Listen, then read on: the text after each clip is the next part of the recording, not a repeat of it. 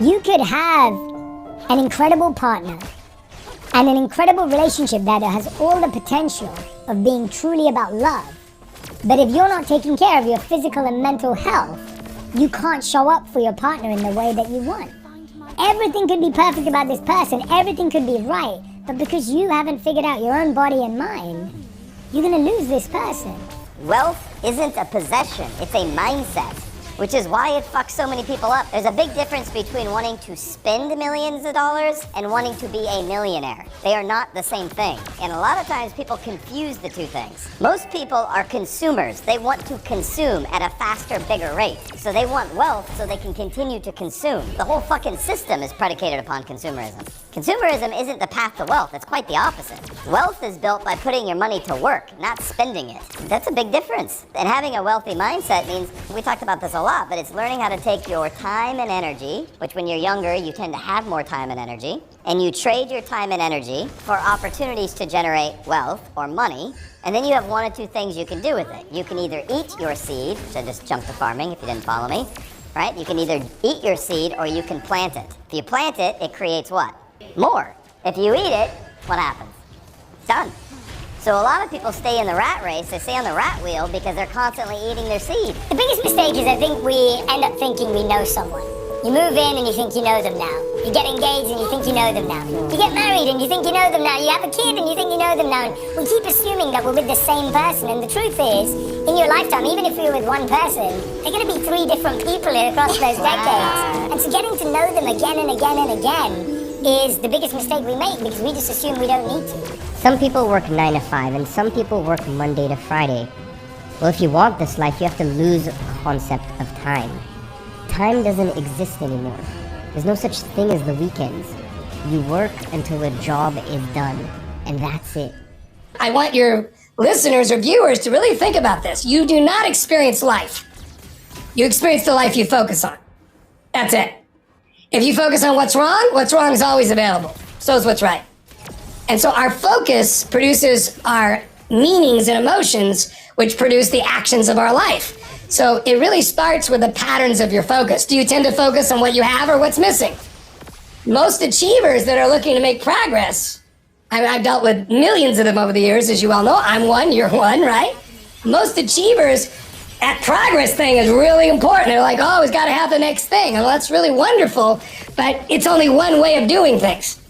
And so it's like saying to yourself, wait a second, I'm going to, whether there's progress or not, I'm going to find the good in this. I'm going to find the great in this. And what that does is it produces a different fuel to live your life from. And from that fuel, it's easy to make progress. Nobody cares how hard you work. There is absolutely nothing impressive about the amount of time you spend attempting to succeed. It only becomes impressive when it actually leads to success. People only admire the work ethic of Kobe Bryant because it led to 5 NBA championships.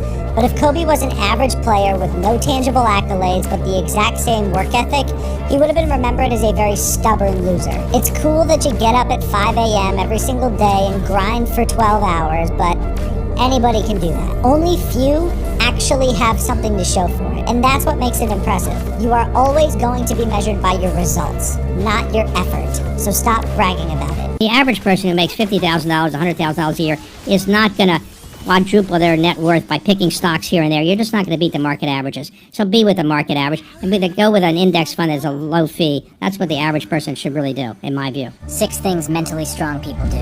1, they move on. They don't waste time feeling sorry for themselves. 2, they embrace change. They welcome challenges. 3, they stay happy. They don't waste energy on things TJ can't control. 4, they are willing to take calculated risk. 5, they seek education and knowledge from experts. 6, they invest in themselves and in their future. Tell you what comes on the road to success.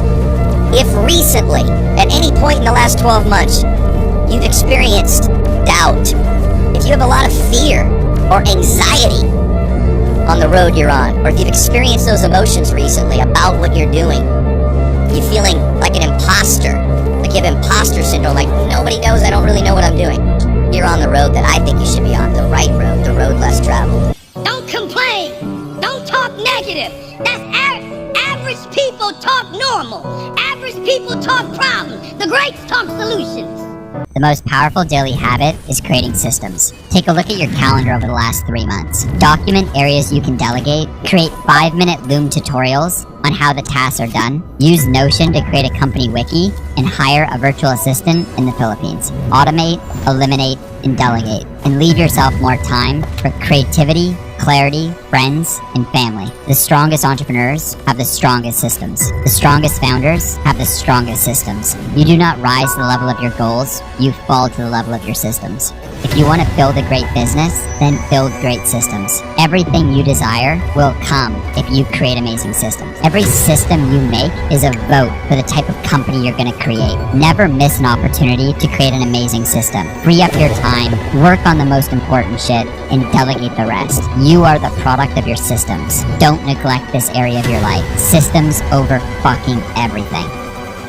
If a woman is obese, but she exercises every day, she will outlive the normal weight woman who doesn't exercise. If a man smokes and he has high blood cholesterol, has high hypertension, but he exercises, he will outlive the man who doesn't have any of those problems who doesn't exercise.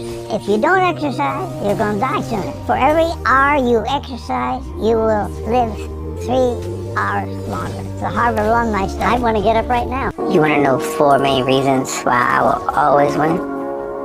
I don't hate on nobody. I pray. I stay in my own lane. And lastly, I'm not competing with nobody except for myself. I will warn you right now that this quote is going to hit hard. So if you want to keep listening, prepare yourself. So here is Soul Awakening Quotes, part number 34. And it says, people will come back into your life after they get disappointed by the people who they thought were better than you. I want you to do something for me. I want you to wake up tomorrow and start telling yourself, yes, I can do this. And then sit back and observe how your life changes. Because so many people are limited by their own beliefs. They literally build their own mental prison, step inside it, and live as a prisoner for years. You have the key to the cell door. Open it. Step outside. Free yourself. First, you need to believe that you can do it, and then you'll only see it manifest in your life. You know, butterflies can't see the color of their wings, but us as humans can see how beautiful they are. Likewise, you might not think you're good enough, but others can see how special and amazing you are. You need to understand that there will come a day when you pick up your children from school, and your children point, and they go, that's my dad. And in that moment, it's not going to matter what car you drive, how much money you have in your bank account, none of that. The only thing that's going to matter is, are you a man of honor? By the time you hit 33 years old, you should have $100,000 saved somewhere. Make that your goal. 33, 100,000. You can do it. I'll tell you how. You save 20% of your paycheck, and you let the market grow at 5 to 7% a year. You can get to $100,000. Everybody says, oh, that's impossible. I can't do that. Yes, you can. If you don't have it by 33, I'll give you the 35. I'll give you 24 extra months. That's why they call me Mr. Wonderful.